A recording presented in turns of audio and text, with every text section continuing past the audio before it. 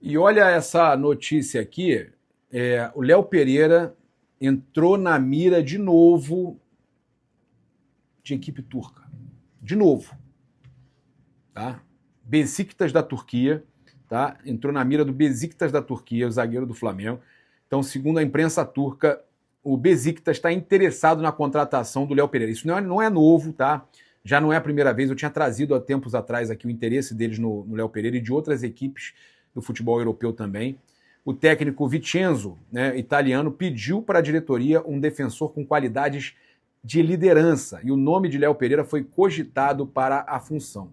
Léo Pereira tem contrato válido com o Flamengo até o fim de 2027.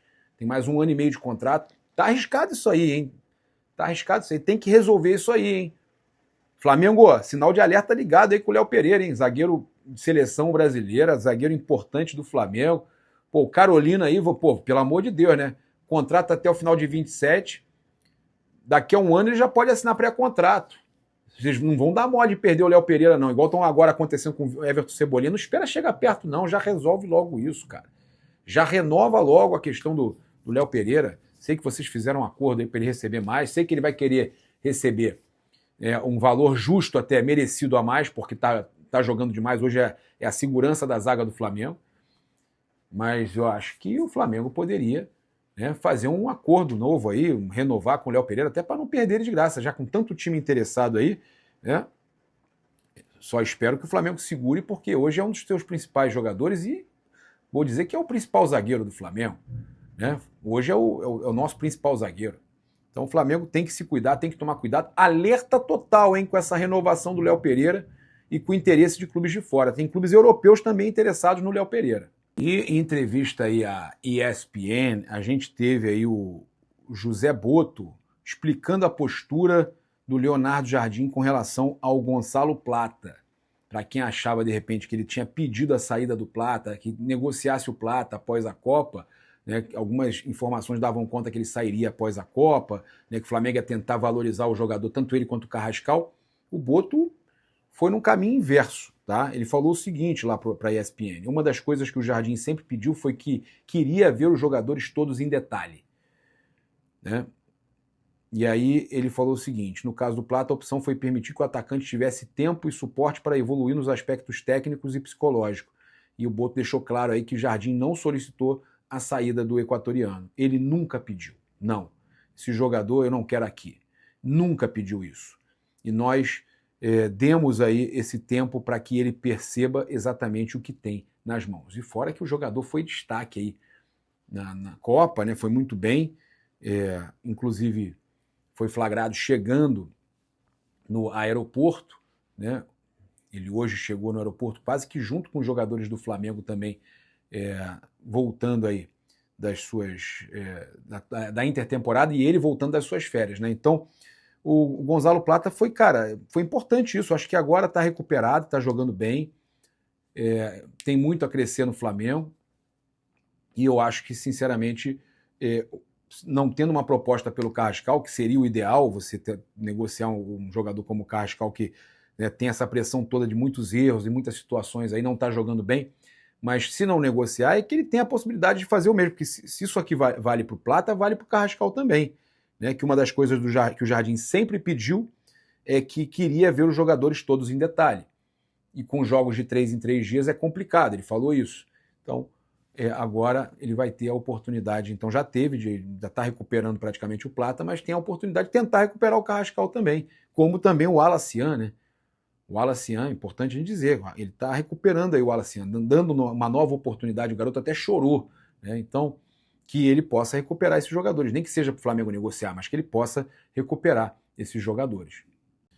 O José Boto, também na entrevista para a ESPN, falou sobre a questão da proposta do Aston Villa pelo Emerson Royal. Ele não vou falar de nenhuma proposta, ou possível proposta, porque o Emerson Royal está aqui treinando, não é? Não vou falar de nenhuma negociação. E está muito bem, está jogando muita bola, tá? A verdade é essa. Diga-se de passagem, recebemos algumas propostas para alguns jogadores, não vou dizer quais, mas neste momento o peso do que entra e do que sai e do que temos para que substituir, porque é isso. É muito fácil falar de mercado quando você não é você que está fazendo. Você tem uma série de variáveis que devem ser postas em perspectiva. Se eu vendo determinado jogador, eu reponho com o quê? Vai gastar a mesma coisa? Né? O dinheiro é suficiente para repor ou para fazer face a algumas dificuldades financeiras que possam existir? Isso na balança faz parte também da decisão de vender ou não vender. E ele deixando claro que o negócio do Royal tem a ver com isso. A gente já tinha falado sobre isso. Fomos os primeiros a trazer essa informação. Tá? Então, ele dizendo que, por outro lado, há várias coisas que as pessoas não pensam. Vender um jogador para o qual não temos substituto, a esta altura, não é uma boa coisa, percebe? Sem entrar em nomes, sem entrar em... há muitas variáveis que te fazem vender ou não um jogador. Ó, essa é uma boa oferta, vende. E agora? Vou buscar quem? Consigo buscar a tempo dos primeiros jogos do treino, jogos de treino para o jogo da Libertadores e tudo mais, né? Cara, é complicado, né? Que seriam decisivos, jogos decisivos. O dinheiro que entra por esse jogador é suficiente para repor com outro jogador? É o que a gente estava falando. Essas coisas que muitas vezes as pessoas que falam de cor, né?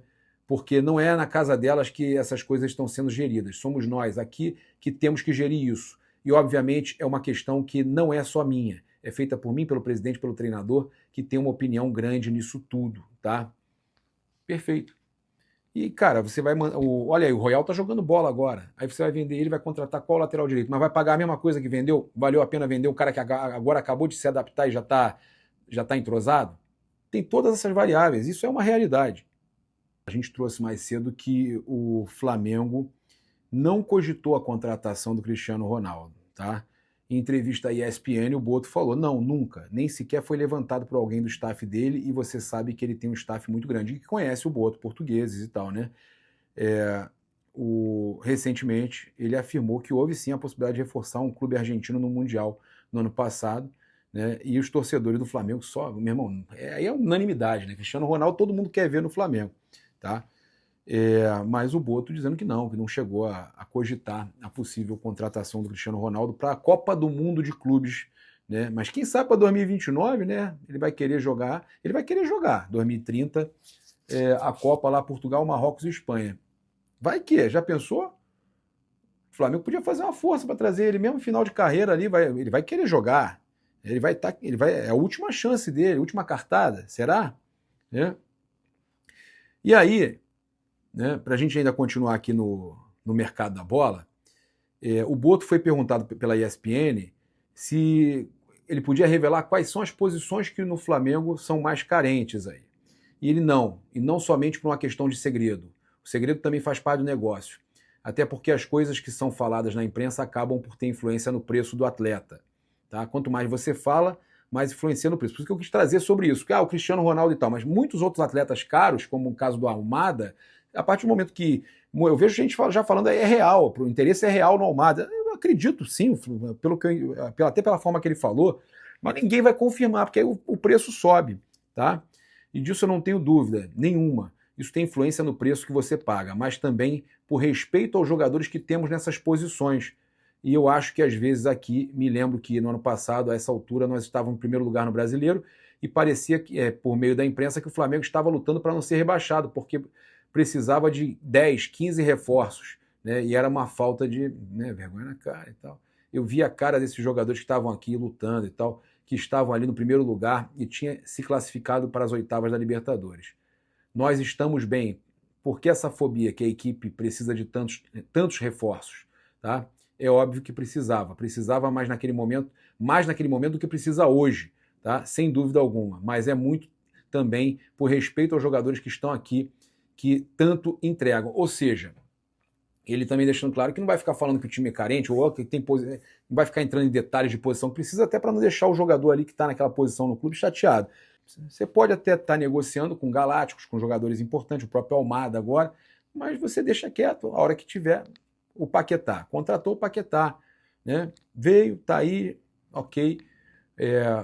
Pagou caro, mas se bobear, se estivesse falando que queria mesmo ele, tinha pago mais caro ainda. José Boto também foi perguntado pela ESPN sobre Danilo e Marcos Antônio. Esses são dois nomes que realmente interessam. Já falei para vocês que não é prioridade e que o Flamengo não chegou a fazer uma proposta. O Flamengo procurou apenas para saber, né?